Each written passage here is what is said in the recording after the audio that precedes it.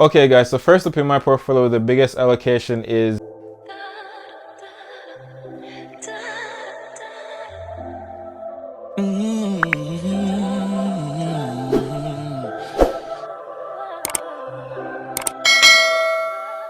Hey guys, Chris Jamar here and welcome back to my YouTube channel. If this is your first time here guys, what I do here, I talk about earning, saving, and investing, and basically I just give like some finance tips about money and things that I hope help you to become more financially confident as you try to build wealth over time. If that sounds good to you, please go down, hit the subscribe button so you don't miss any of my notifications when I post new videos. And if you're coming back guys, go ahead and like this video and thank you for coming back. So today I want to talk to you about what is in my investment portfolio, what I put my money in, where I keep it, and all that good stuff. And before I get into things, I just want to have a disclaimer right here. I was pretty hesitant about making this video because what I really want to make sure I really want you to know is that I don't want anyone to mimic my portfolio. I didn't want you to think that I know what I'm doing or I'm an expert in knowing what I'm doing. I'm not a financial advisor, and I'm probably going to say that multiple times throughout this video. But what I've done with my portfolio here is comfortable to me, what I am knowledgeable about, what I'm comfortable with taking the risk in. And so yeah, just do not take my portfolio and go and put a strategy in place based off what I've said or what I have built my portfolio on. If you want to learn how to build a good portfolio guys, go right here, watch my previous video. I give a lot of good tips if you want to build your own portfolio. And so I want you to know that I'm only going to focus on my Roth IRA today, and I'm choosing this one because it's the one that I kind of have the most control with in terms of I can really pick the right ETFs that I invest in to build my portfolio. I have some others, but we won't talk about them today. And I think I also will build another one on Robinhood maybe that's a little bit more aggressive, and we can talk about it another time. But a Roth IRA is just a special type of retirement account. You fund it with post-tax dollars, and then the withdrawals you make after age, I believe it's 59.5, are tax-free. If you don't know what it is, I'll probably make a video about it another time. But yeah, this is the portfolio that I'm going to talk to you about today. Okay guys, so first up in my portfolio, the biggest allocation is VTI, and I have a whopping allocation of 51%.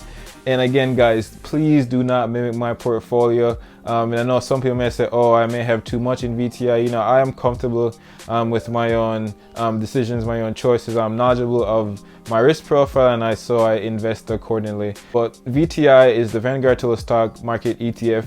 What it does, it tracks a benchmark index that measures the return of the total overall stock market basically. And there are multiple versions of this from different companies. There's one from Fidelity, there's one from Schwab, but like I said, I like the Vanguard version. I think I also picked it because of the low expense ratio, but then I think my decision was more so the total number of stocks that it held in the basket was a lot more favorable to what I was looking for than the other rival ETFs that kind of also track the total stock market. Okay, so VTI comprises of about 3,600 stocks. I think the number is a little bit higher. I'm not sure what it is these days, or the updated number is these days. I need to go check actually. But this has large cap stocks, mid cap stocks, small cap stocks, and these are just basically companies of varying size. And to be more specific, I think it's about 82% large cap, 12% mid cap, and 6% small cap. That makes up the overall holding of the ETF. And like I mentioned earlier, there are other ETFs that kind of also track the overall stock market. Another popular one is VOO. The holding is a lot more smaller than VTI. However, I think VOO has about 600, maybe 590 plus different companies. A lot more large cap stocks too. And so what you see is, because VTI has a lot more small and mid cap stocks, it's a lot more volatile per se. And so what should happen and what has happened is that VTI actually outperforms VOO. And so you may ask me again why I have such a large holding, because I like that it has a lot more stocks in it. I like that it has more small and mid cap stocks. And so like I said, this in association with other factors was why I chose VTI. The next in my portfolio is SCHA, and it's the Schwab US Small Cap ETF. My allocation in this ETF is about 20%, and I know people are going to look at me and it's like, well, you already just said that you have an allocation in small cap stocks. And yes, I do, but remember, VTI only has about 6% of its portfolio, its portfolio holdings in small cap stocks. When I looked at my allocation and when I looked at my portfolio, I wanted a little bit more exposure to small cap stocks, again, because I'm comfortable taking that risk on, and small and mid cap stocks do well because, you know, they're a little bit more volatile. I wanted to have more exposure to small cap stocks, and so my decision drove me to invest in SCHA. Another reason it was that I looked at the holdings of SCHA, and there are some small cap companies that I wanted more exposure in that VTI did not offer to me, and so that drove my decision even more.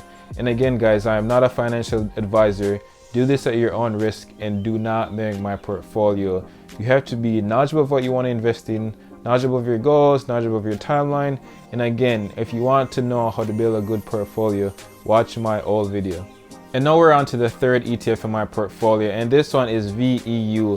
What this is it's Vanguard's All World ex-US ETF, and basically what it is, it's an ETF that gives you broad exposure to developed and emerging non-US companies, so your international companies basically. I think in my current portfolio allocation, it takes about 26.2% of my portfolio.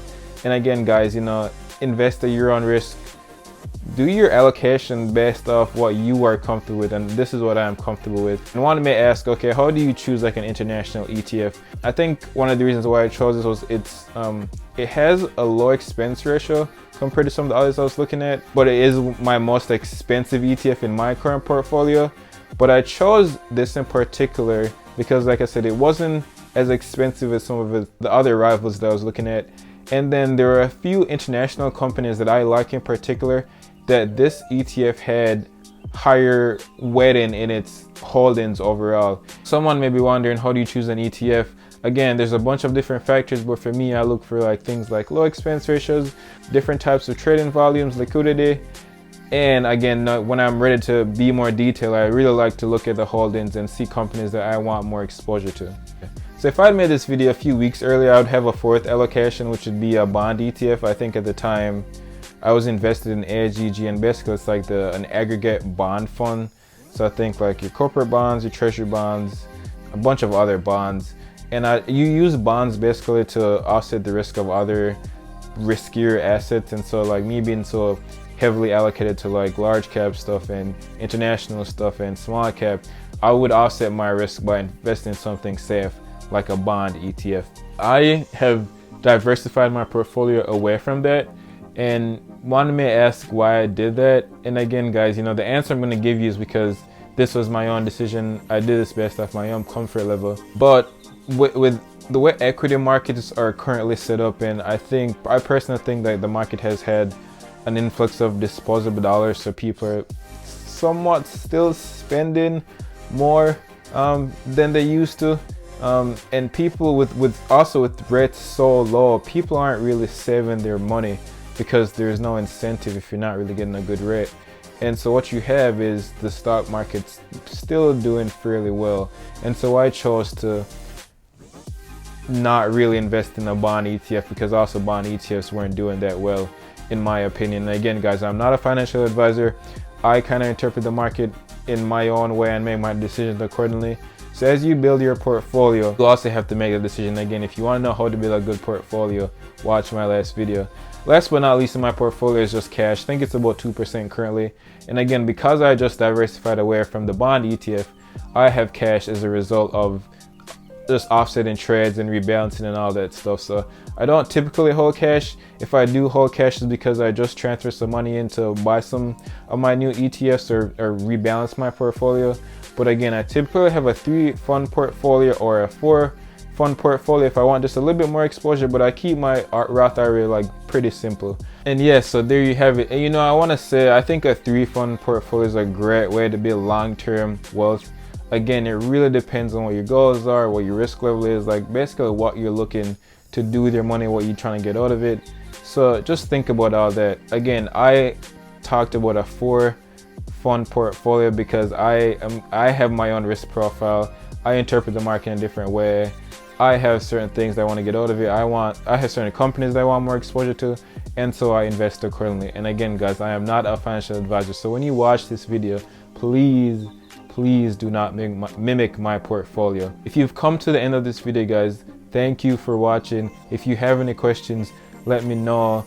Please share with a friend if you thought anything in here was useful. If you have any more questions about ETFs, please reach out. Like I said, leave a comment, tell a friend to come check out my channel. But until next time, guys, thanks for watching. See ya.